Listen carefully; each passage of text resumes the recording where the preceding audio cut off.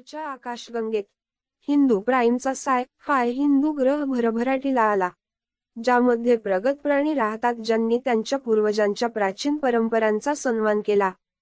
तथापि, त्यांची शांतता अल्पायुषी होती, कारण गॅलेक्टिक खलनायक अल्टिमेट असुरांच्या दुष्ट संघाने हिंदू प्राईम जिंकण्यावर आपले लक्ष केंद्रित केले होते.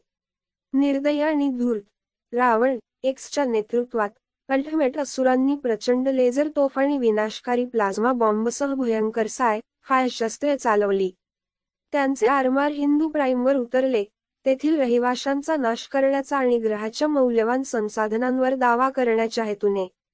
परमसुरांनी त्यांचे शस्त्रास्त्र सोडल्यामुळे हिंदू प्राईमच्या लोकांनी संरक्षणासाठी त्यांचे पूजनीय देवता भगवान विष्णू यांना प्रार्थना केली.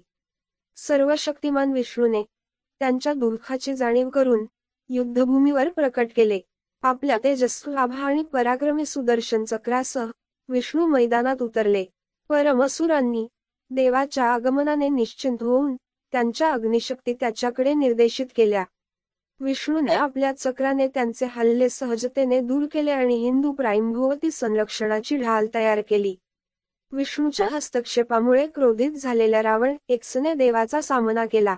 विष्णू शांतपणे हसला, तुमचे तंत्रज्ञान विश्वाच्या शक्तीशी जुळत नाही. जलद गतीने विष्णूने वैश्विक ऊर्जेचा स्फोट केला, अंतिम असुरांची आरमार अक्षम केली आणि रावण एक्सचे जहाज ग्रहाच्या पृष्ठभागावर कोसळले. हिंदू प्राईमच्या लोकांना आनंद झाला.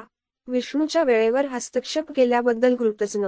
ब्रह्मांडात देव नाहीसा झाल्यामुळे हिंदू प्राईमच्या रहिवाशांनी त्यांचा संरक्षक देव विष्णू यांचा सदैव सन्मान आणि पूजा करण्याची शपथ घेतली.